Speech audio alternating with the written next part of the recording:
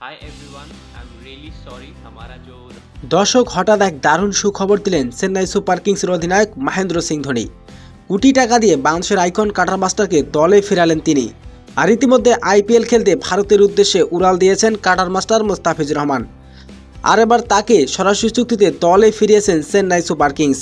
দর্শক ভিডিওটি না টেনে সম্পূর্ণ দেখতে থাকুন। ইতিমধ্যে শুরু হয়ে গেছে এবারের আইপিএল।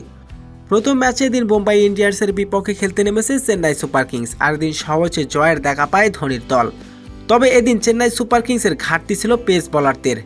এবারের আইপিএল নিলামে মুস্তাফিজুরকে দলে ফেরাতে পারেনি defending champion Chennai super Kings.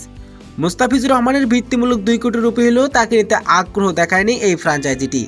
তবে এবারের আইপিএলে 7 ম্যাচে 14 উইকেট শিকার করে সেরা ছিলেন তিনি। তবে আচমক দারুণ এক সুখবর দিলেন মহেন্দ্র সিং ধোনি। হঠাৎ লাইভে এসে মহেন্দ্র সিং ধোনি বলেন, মুস্তাফিজুরের বোলিংয়ের সামনে কেউ দাঁড়াতে পারে না।